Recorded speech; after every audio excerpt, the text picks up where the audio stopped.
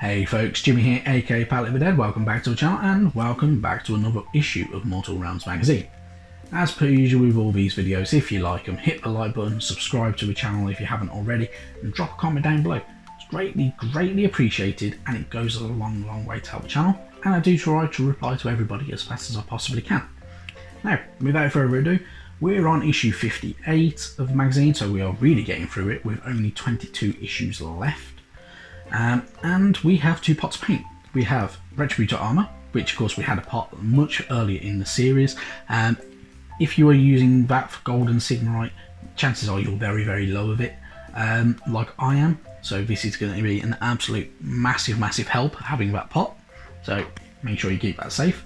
And Carpe Crimson Shade, which is also very handy for making kind of like sinewy muscle looking colours and stuff like that, and will come in a lot of handy for that type of thing later on. Now, into the issue itself, we are greeted by the One Templar. So the One Templars are legendary among the Stormcast Eternals.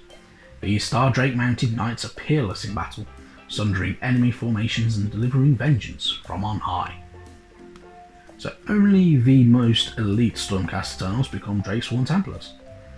Every one of these Knights of the Stars has completed countless trials and recovered the soul of a Star Drake, which takes the form of a mystical gem. Once the Star Drake has been reborn, it forms a deep bond with the One Templar. It is no mere steed, but a wise and ancient being. So, fantastic models these are. They are really cool, good old Star Drakes are. Each of these Star Drakes is actually a descendant of Dracothion, the Star Drake that saved Sigmar and kind of bore him to the mortal realms at the destruction of the Endworld. Really cool stuff. Very nice models as well. They have a really cool sculpt.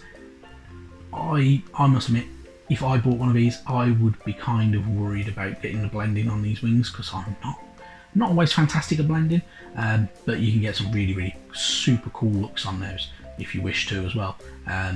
The guys who paint these up for good old the Heavy Metal team and everything like that paint them up for good old Games Workshop, do a fantastic job on those wings, which is absolutely brilliant, because their painting is pretty much impeccable, in all honesty. So you get a bit of information, of course. So he mentions about them being the descendants of Dracothion, the God Beast, and we also have the Extremist Chambers and the Drakesward Temple as well, just on there. And moving on, we get more information about one of the forces of destruction, which is the Gloomspite Gitz. So not all greenskins are bellowing brutes. Gloomspite Gitz are destructive worshippers of Gork and Morka, who make up for their small size with cunning, cruelty, and fanatical devotion. They are small, but extremely dangerous. So, if you don't know anything about the Gloomspite Gitz, they are what is called grots, kind of essentially goblins really. They are smaller than orcs, and they are kind of a little bit more fanatical than the orcs are. The orcs are very kind of brutish, big, and want to destroy everything. The Gloomspite Gitz and the grots kind of work more as teams, and are equally as deadly, and they use a lot of bigger creatures to help with their bits and pieces as well. So he mentions some of them on here, so things like squigs, which are these kind of big space hopper looking buggers, but have like majority of the time only have two legs, and they rampage through battle and stuff like that, and they have these big super huge gobs, which are pretty cool. The Moonclan Grots as well. Moonclan Grots are vicious creatures who live underground. They cannot bear the sun and worship the bad moon as a deity. When the bad moon appears, the waves of madness that follow inspire the grots of the Moon Clan to fight with fanatical frenzy, and these grots can often consume strange fungi to augment their strength, often at the cost of their own sanity. They also use giant spiders a lot, which is always fun. So sometimes they have these super huge spiders where they build on their backs, and multiple grots will be on there. Sometimes they just have a slightly bigger, a big spider, definitely bigger than normal, and they just ride it into battle itself. And they also use Troggoths as well, which are kind of like your stone trolls and kind of marsh and kind of bog trolls and everything like that as well.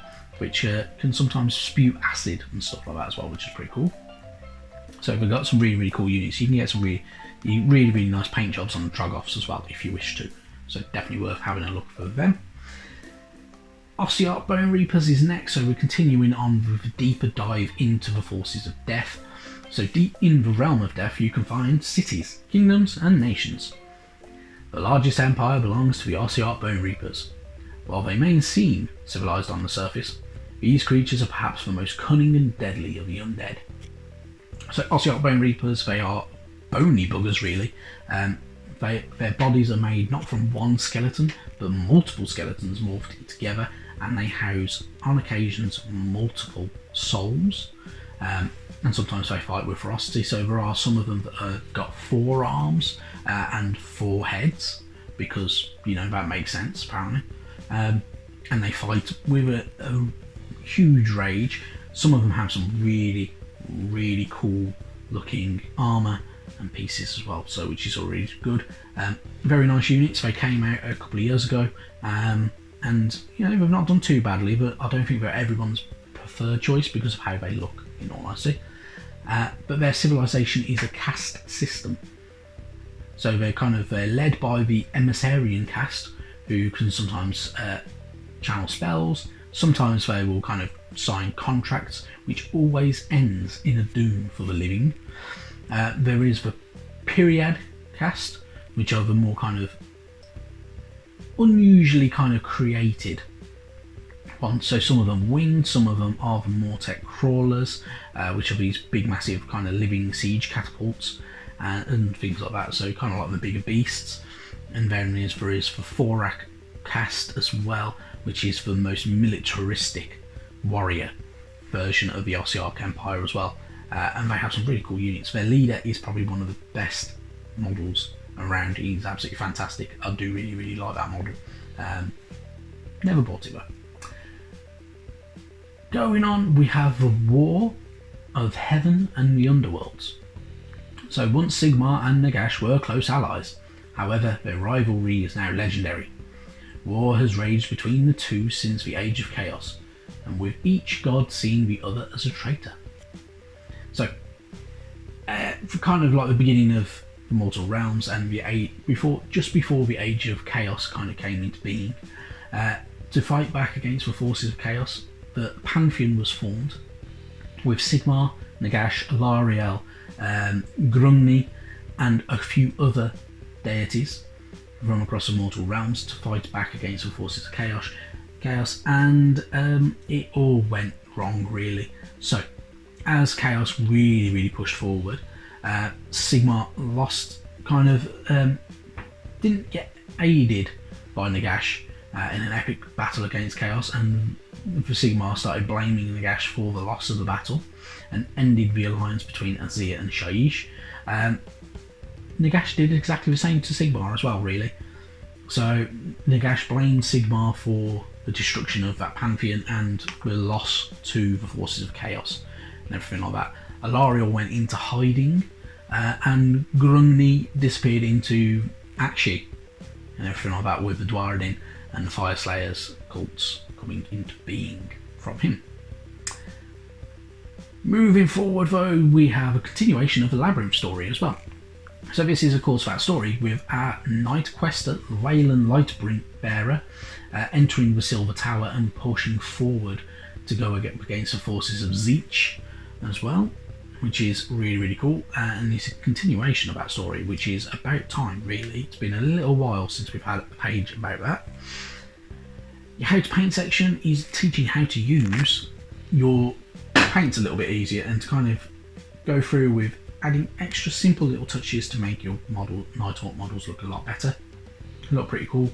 So using the Carpe Crimson to make that sinewy look, which all you do is use Rathgar flesh, padded witch flesh, and then Carpe Crimson over the top, and it will work pretty nicely. Administratum Grey for things like certain hair and scabbards and stuff like that if you wish to. If you're painting with anything black, like black leather or anything like that. And then kind of things like the blades of the Dreadlife Harridans. I did mine completely different. I actually did mine to look like they were metallic. but it is up to you if you want to make them kind of look a bit more like bone or anything like that, which is also pretty cool for them. And of course using Valley Twitch Flesh to dry brush over certain things to kind of raise the standard and kind of bring out certain highlights on bone and stuff like that, which does work quite well nicely if you wish to. Once you've used all them, they should be pretty cool. They say it's completed. I don't believe that they will be completed with all of them. I think they'll add some more details later on, but you can paint them how you want, because it is your hobby. Paint how you want to paint. Moving forward, we've got more of tutorial bits and pieces, so battle plan lists and choosing your models to go with them. So it is literally going through all of that for you. Very, very good to read more of that.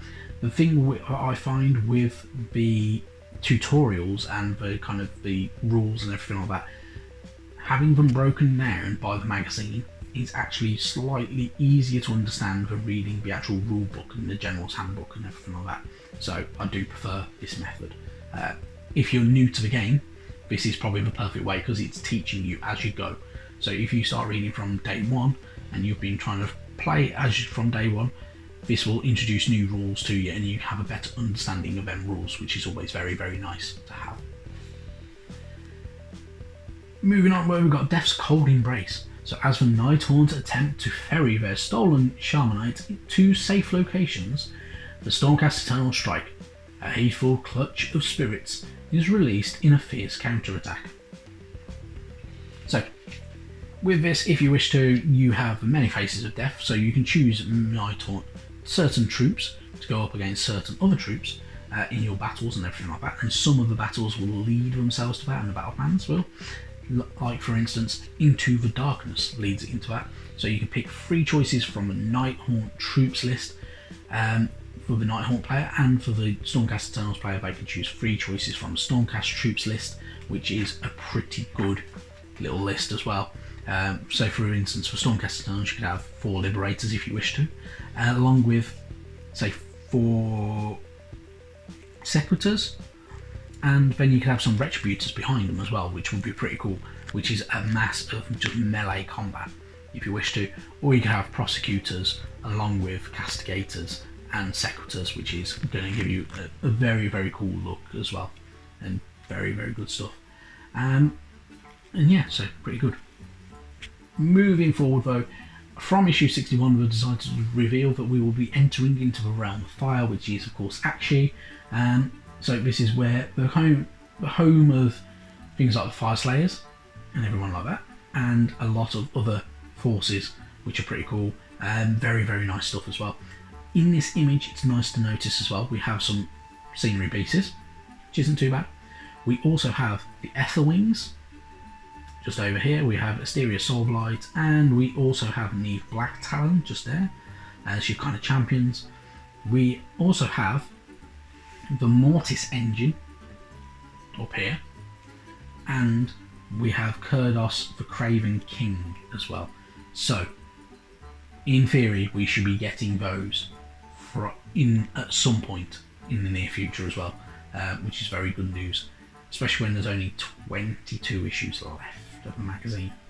But really, really good stuff, so should be good fun. But next week we of course get the other 2 Evocators on Celestial Dracolines, which is really, really handy and will add to that unit quite heavily.